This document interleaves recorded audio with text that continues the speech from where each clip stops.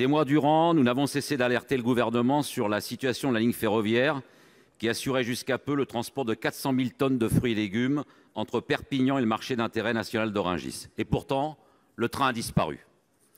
Vous nous parlez d'urgence écologique, mais vous remettez sur la route 25 000 camions par an avec cette suppression. Vous nous parlez d'amélioration de la sécurité routière et de la santé de la population. Mais vous alimentez encore la surcharge des trajets domicile-travail avec ces véhicules additionnels. Vous provoquez l'augmentation des nuisances, du stress, des ralentissements, de la pollution et des risques d'accident. Grâce aux mobilisations, notamment à celles d'élus, y compris présentes et présents aujourd'hui dans cet hémicycle, et dont je tiens à saluer l'action, un comité de pilotage a été tardivement mais finalement mis sur pied, regroupant tous les acteurs concernés.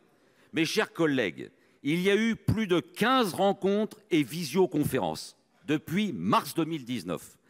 Des élus, des acteurs économiques, des cheminotes et des cheminots, des citoyennes et des citoyens se sont mobilisés pour conserver ce mode de transport le plus efficace économiquement et le plus écologique. Monsieur le ministre, vous engagez-vous, oui ou non, à ce que cette ligne soit réouverte dès le mois de novembre 2019 ? Pour vous répondre, la parole est au secrétaire d'État en charge des transports. Monsieur le ministre, vous avez la parole. Merci, Monsieur le Président, Mesdames et Messieurs les sénateurs. Monsieur le sénateur, je voudrais peut-être d'abord rappeler les deux facteurs qui ont conduit à l'arrêt du train entre Perpignan et Rungis. Il y a d'abord eu une réduction progressive du volume de marchandises due, disons-le, à la dégradation de l'offre ferroviaire. En clair, des délais, des annulations et des wagons frigorifiques qui n'étaient plus au niveau de l'exploitation et qui insatisfaisaient les clients.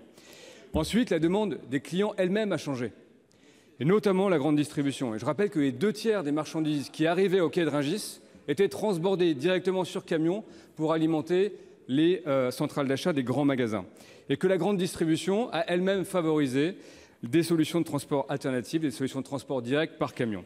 Vous l'avez dit, depuis mars, depuis le printemps, le gouvernement et d'ailleurs la région Occitanie sont mobilisés pour trouver une solution pérenne. Trouver une solution pérenne, c'est d'abord reconstruire l'offre ferroviaire. Et Madame la ministre Borne à l'époque et moi-même aujourd'hui avons demandé deux choses à la SNCF. D'abord, d'améliorer les horaires et ensuite de régénérer les wagons. Aujourd'hui, c'est la moitié des wagons qui sont réparés. Et effectivement, vous avez raison, il y a une très grande mobilisation, notamment des acteurs syndicaux, pour ce faire. Ensuite, reste la question la plus sensible, celle de remettre des marchandises dans les deux sens. Et j'insiste sur cet aspect-là, dans les deux sens. Et nous travaillons depuis plusieurs semaines, à la fois avec les chargeurs, avec les affréteurs, avec la SNCF évidemment et singulièrement SNCF Réseau, avec les deux marchés, avec la région Occitanie, pour assurer ou rendre viable le modèle économique de ce train. S'agissant du calendrier sur lequel vous m'interrogez, l'objectif est bien évidemment de faire rouler un train le plus tôt possible, mais vous n'êtes pas sans savoir que des intempéries, les 22 et 23 octobre, ont endommagé de façon assez importante le réseau régional, et notamment ont conduit à l'arrêt des circulations entre Béziers et Sète.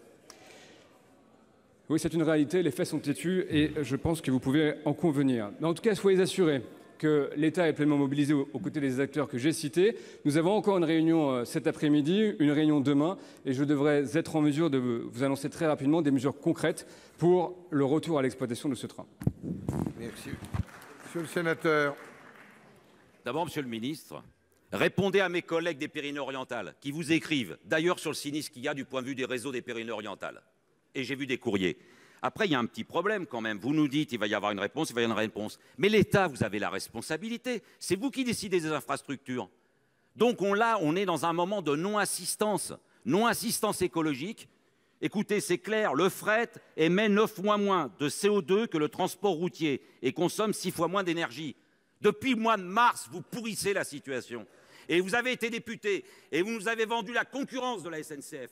Aujourd'hui, vous avez un dossier qui, depuis le mois de mars, est enlisé. Et vous n'avez pas la réponse de la concurrence. Elle n'est pas au rendez-vous écologique, elle n'est pas au rendez-vous social et elle n'est pas au rendez-vous économique. On vous somme vraiment maintenant de répondre à l'ouverture de cette ligne, la seule ligne de fret de marchandises en France.